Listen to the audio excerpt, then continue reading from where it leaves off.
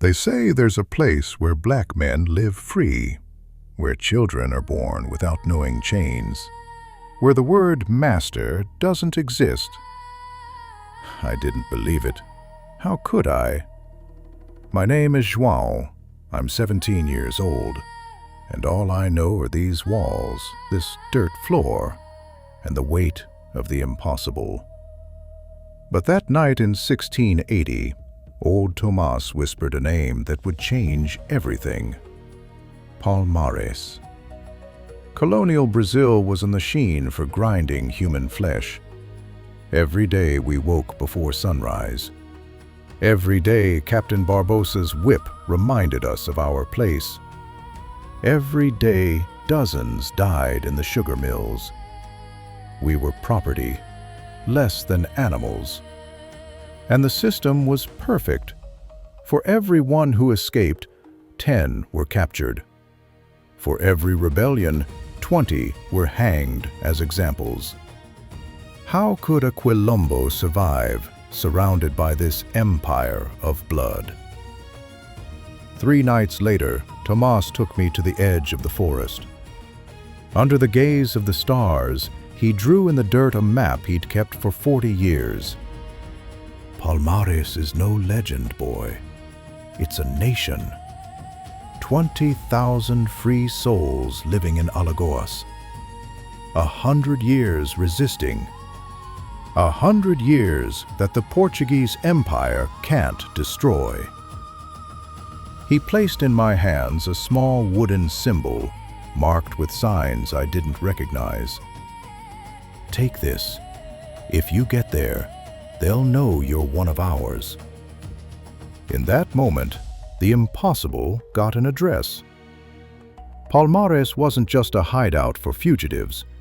It was a civilization.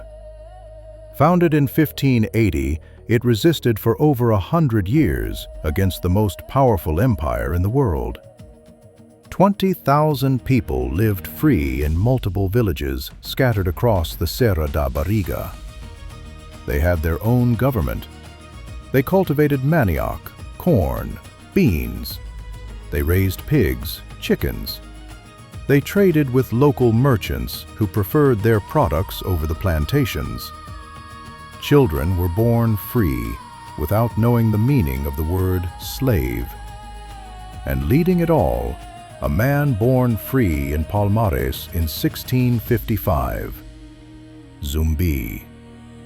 Warrior, strategist, living symbol that resistance was possible.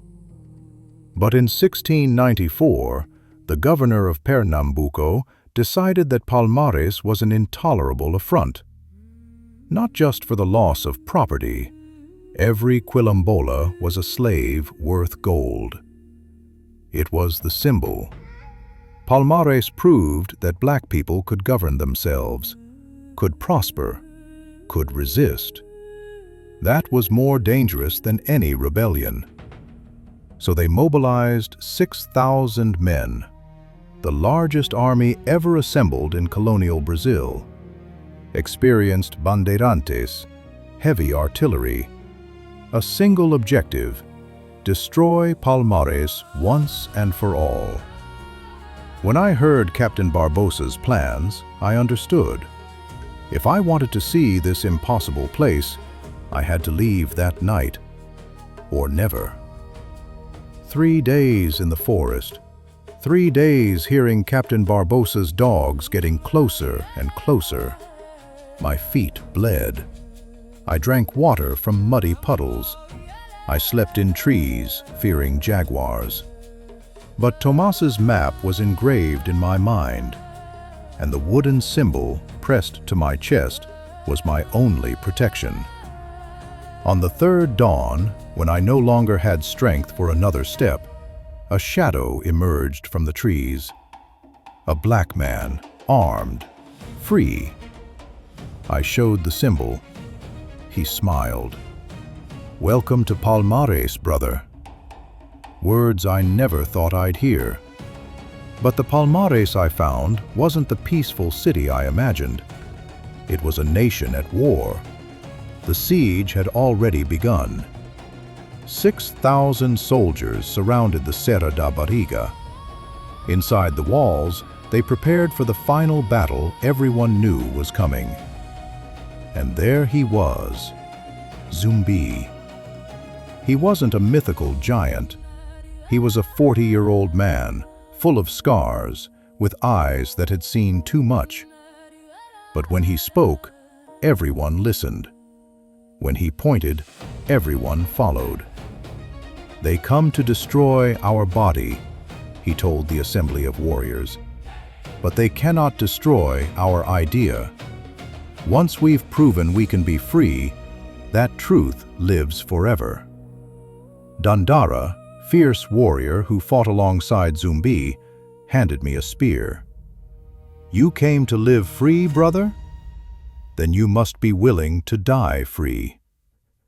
On February 6, 1694, hell came to Palmares. Cannons broke the walls. Muskets shattered the wood that protected 20,000 dreams for 100 years.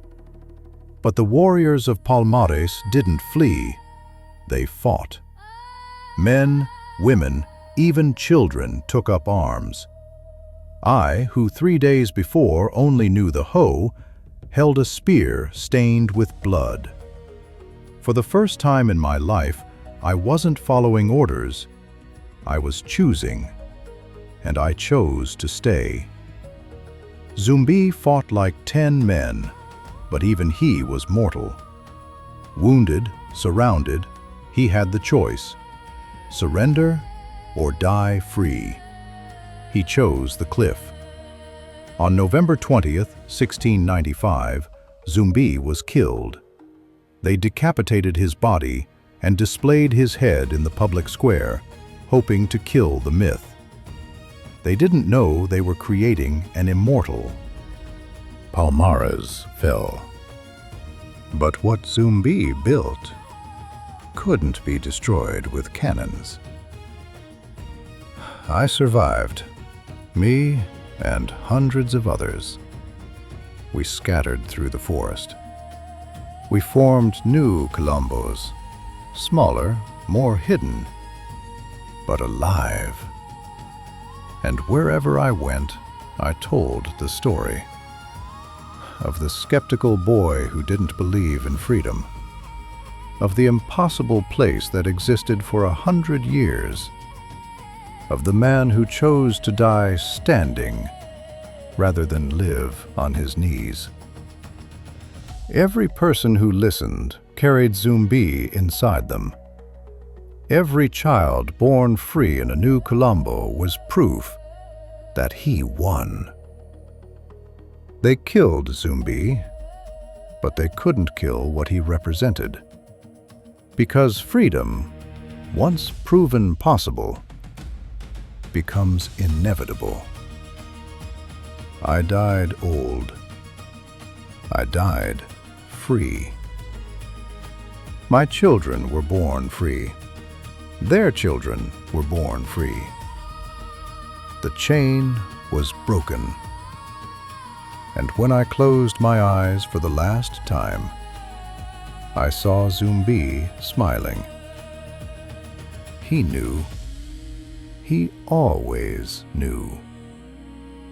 You don't fight for one generation's freedom. You fight for the right of all future generations to not even know what it means to not be free. Today, more than 300 years later, Zumbi's name resonates in every corner of Brazil. November 20th is not just a date. It's a reminder. In 1888, slavery was abolished by law. But it was Zumbi, in 1695, who proved it could be abolished by will.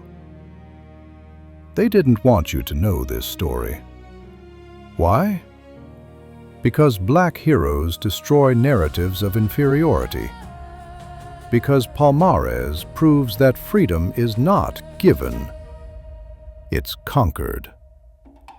And because once you understand that your ancestors resisted the impossible, you never again accept chains, whether they're physical or mental. Zumbi didn't die. He multiplied. He lives in every person who refuses to accept oppression, in every voice that cries out for justice, in every heart that beats for freedom. The price of freedom was blood, but the legacy of freedom is eternal.